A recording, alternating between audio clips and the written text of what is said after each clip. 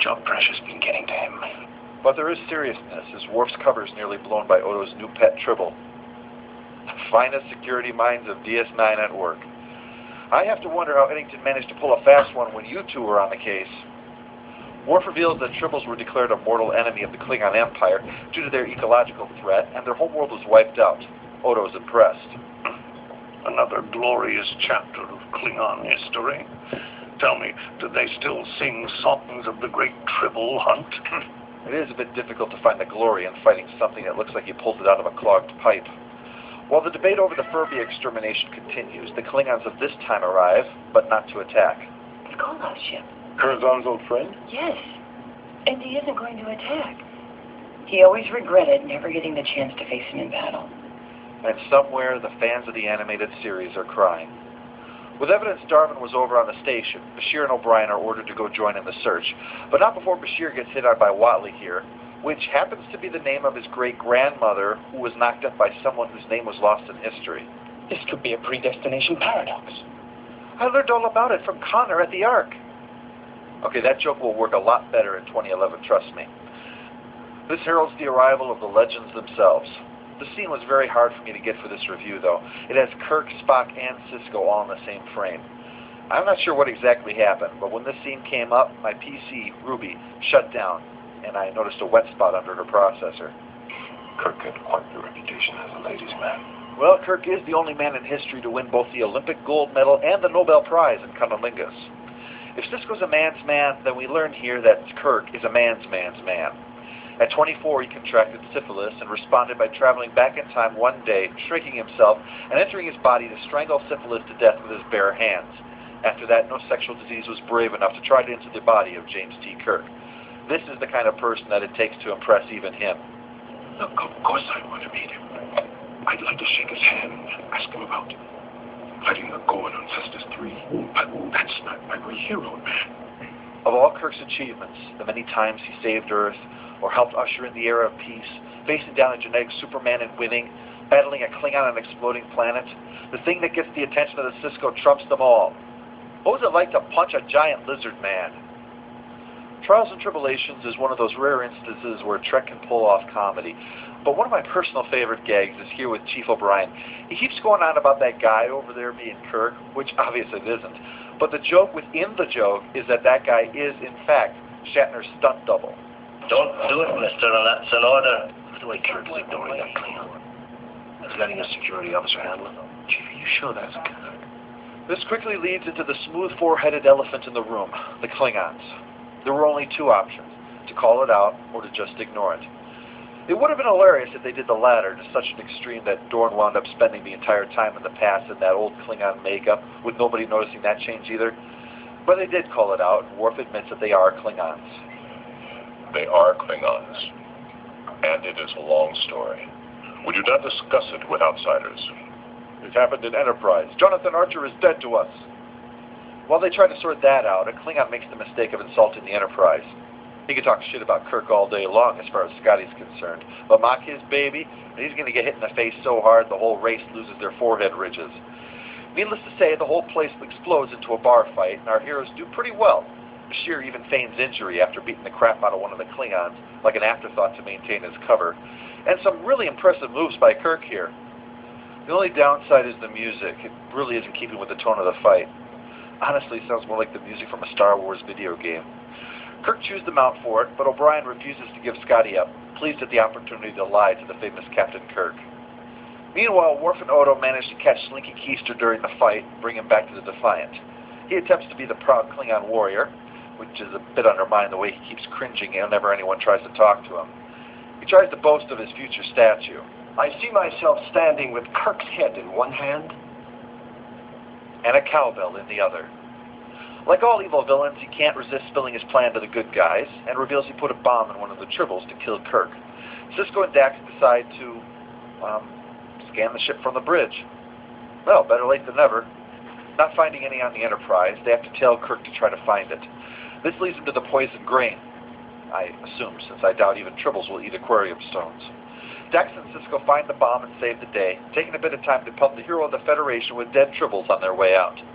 And Darwin gets uncovered, as history said, and spends the next 100 years as Barry Waddle. Poor bastard. Sisko then takes an opportunity to personally meet Kirk, and, unlike Picard, manages to not get him killed while doing so. With this, the temporal investigators are satisfied and leave. What Sisko left out, though, was that apparently Odo brought a souvenir back with him. Sorry, Quark. I don't know how Shatner pulls that off week after week, but that toupee just doesn't suit you. Post-episode follow-up.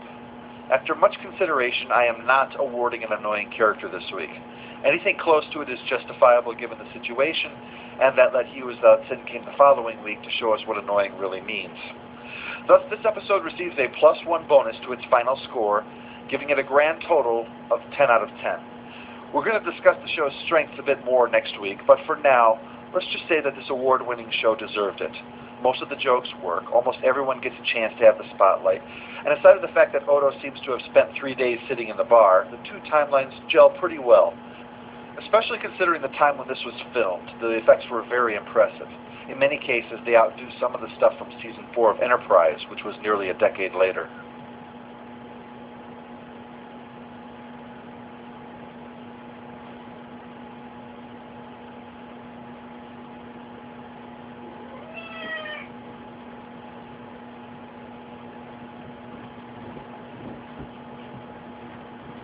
What? Some kind of genetic engineering? A viral mutation? We do not discuss it with outsiders.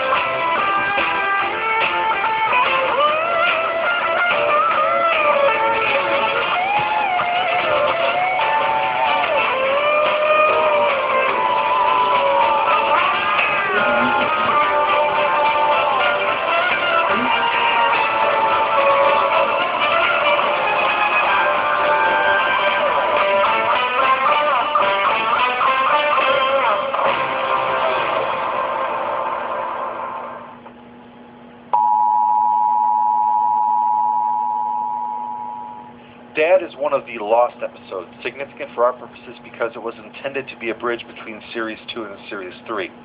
Without the episode, the show makes a sudden, inexplicable jump if you go from the last episode of the last series to the first one of this one. The ship looks different, there's a new crew member, Lister's not pregnant, and Holly's now a woman. However, the writers were unable to construct a script for Dad to their satisfaction, and so the episode was abandoned and they just went on to the next one. The episode wouldn't have resolved all the issues anyway, given what we learned from the script information released on the Body Snatcher collection, but if you want some continuity, there's the opening crawl that addresses most of the changes, which they then rolled through so fast it was impossible to read. Red Dwarf 3, The Saga Continuums, the story so far. 3 million years in the future, Dave Lister, the last human being alive, discovers he is pregnant after liaison with his female self in a parallel universe. His pregnancy concludes with the successful delivery of twin boys, Jim and Bexley. However, because the twins were conceived in another universe with different physical laws, they suffer from highly accelerated growth rates and are both 18 years old within 3 days of being born. In order to save their lives, Lister returns them to the universe of their origin, where they are reunited with their father, a woman, and are able to lead comfortably normal lives. Well, as normal as you can be if you're born within a parallel universe, and your father's a woman and your mother's a man, and you're 18 years, 3 days after your birth. Shortly afterwards, Crichton, the service mechanoid who had left the ship after being rescued from his own crash vessel, the Nova 5, is found in pieces after a spacebike crash lands onto an asteroid. Lister rebuilds the Noid, but is unable to recapture his former personality. Meanwhile, Holly, the increasingly erratic Red Dwarf computer, performs a head sex change operation on himself. He bases his new face on Hilly, a female computer with whom he had once fallen madly in love. And now the saga continuums. Red Dwarf 3, the same generation, nearly. That leaves 2 unresolved issues. Before, Rimmer could only travel on ships without using a hologrammatic cage, but in the first episode of this series, he's out in the fresh air.